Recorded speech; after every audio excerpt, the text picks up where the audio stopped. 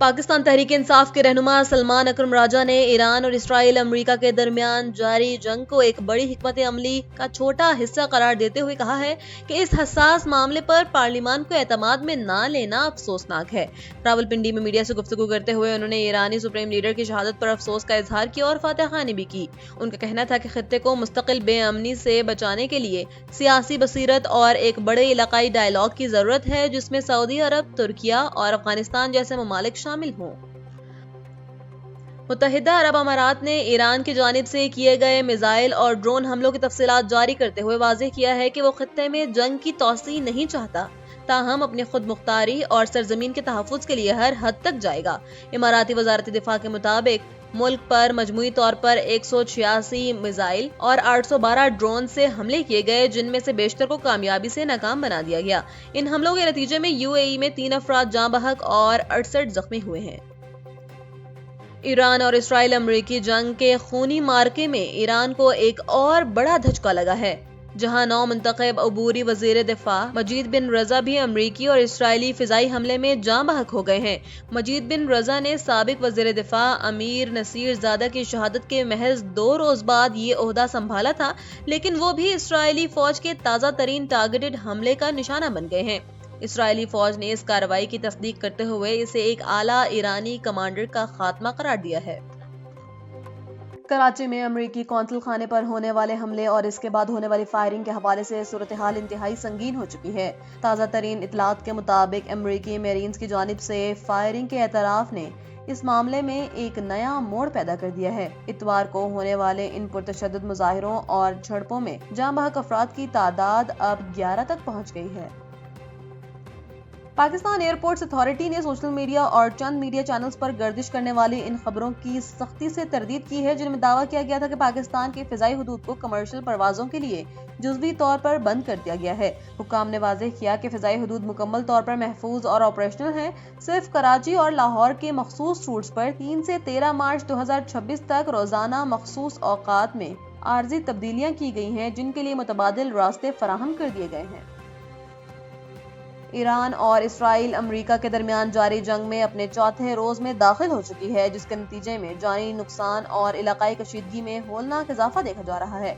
ईरानी हिलाल अहमर के मुताबिक हफ्ते से शुरू होने वाली इन फिजाई हमलों में अब तक 787 ईरानी शहरी जाँ बहक हो चुके हैं। इन हमलों की वसअत का अंदाजा इस बात से लगाया जा सकता है कि ईरान के 153 शहरों में 500 से जायद मकामात को 1000 से जायद हमलों का निशाना बनाया गया है। अमरीकी सेनेटर लिंडसे ग्राहम के इस बयान ने आलमी सियासत में खलबली मचा दी है, जिसमें उन्होंने ईरान के बाद क्यूबा को अगला हदफ करार दे दिया है। उनके बकौल सदर डोनाल्ड ट्रंप के इंतजामिया क्यूबा की कम्युनिस्ट आमरीत को खत्म करने के लिए पुरअज़्म है और वेनेज़ुएला के सदर निकोलस मादुरो के खिलाफ कार्रवाई के बाद अब तमाम तवज्जो हवाना पर मरकूज है। 3 मार्च 2026 की इस अहम पेशरफ ने लातीनी अमरीका में भी जंग के बादल मंडलाने का खदशा पैदा कर दिया है। ईरान के वज़ीर ख़ारजा अब्बास अराग़ची ने मिनाब एलिमेंट्री स्कूल पर अमरीकी फ़िज़ाई हमले के नतीजे में शहीद होने वाले 160 तालिबात की तस्वीर सोशल मीडिया पर शेयर करते हुए आलमी बिरादरी को झंझोड़ दिया है। अब्बास अराग़ची ने अपने पैगाम में नोटी मारी कि ये वही आज़ादी और रेस्क्यू है जिसका वादा सदर ट्रंप ने ईरानी अवाम से किया था। उन्होंने इस वाक़े को गज़ा में होने वाले मुज़ालिम का तसलसल करार देते हुए कहा कि मिनाब के कब्रिस्तान में सुपुर्द खाक की जाने वाली ये मासूम बच्चियां अमरीकी और इसराइल बर्बरियत का मुंह बोलता सबूत है। ईरानी वज़ीर ख़ारजा अब्बास अराग़ची ने अमरीकी हम मनसब मार्को रूबियो के हालिया एतराफ़ पर सख्त रद्द-ए-अमल देते हुए कहा है कि अमरीका किसी खुद साख्ता ईरानी खतरे की वजह से नहीं, बल्कि इसराइल की शुरू करदा जंग में जानबूझकर शरीक हुआ। अब्बास अराग़ची ने जोर दिया कि अमरीकी अवाम अपने मुल्क के वसाइल को घरों की जंग में झोंके जाने के बजाय इसे वापस लेने के हकदार हैं। वाज़ेह रहे कि मार्को रूबियो ने एतराफ़ किया था कि अमरीका ने ईरान पर हमला इसलिए किया क्योंकि उसे इल्म था कि इसराइल ऐसे करने वाला है और इसके नतीजे में अमरीकी अफवाज को ईरानी जवाबी कार्रवाई का सामना करना पड़ सकता है।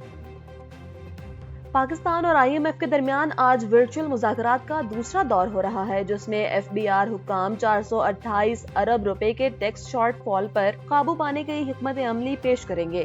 علاقائی سیکیورٹی صورتحال کے باعث IMF کا وفد پاکستان سے قبل از وقت روانہ ہو چکا ہے اور اب یہ بات چیت استنبول یا واشنگٹن سے ویڈیو لنک کے ذریعے کی جا رہی ہے۔ مذاکرات میں انکم ٹیکس، سیل ٹیکس اور کسٹمز محصولات میں بہتری کے ساتھ ساتھ سرکاری افسران کے اثاثے ظاہر کرنے کے نظام پر بھی تفصیلی غور کیا جا رہا ہے۔ مثبت پہلو یہ ہے کہ حکومت نے پیٹرولیم لیوی کی مد میں ہدف سے 200 ارب روپے زائد جمع کر لیے ہیں، جو IMF کے سامنے ایک مضبوط پوزیشن کے طور پر پیش کیا جائے گا۔ وزیر دفاع خواجہ محمد آصف نے ایران پر مسلط کردہ جنگ کو انسانیت کے لیے خطرہ قرار دیتے ہوئے خبردار کیا ہے کہ اس کا اصل ایجنڈا اسرائیلی اثر و رسوخ کو پاکستان کی سرحدوں تک لانا ہے۔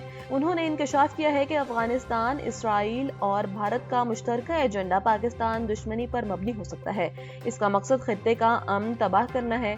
خواجہ آصف نے واضح کیا کہ عالمی معاشی نظام پر قابض صہیونی نظریہ ایک صدی سے اسلامی دنیا کے لیے آفات کا سبب بنا ہوا ہے، تاہم پاکستان ایک ایٹمی قوت ہے اور اس کی مسلح افواج کسی بھی سازش کو ناکام بنانے کی بھرپور صلاحیت رکھتی ہے۔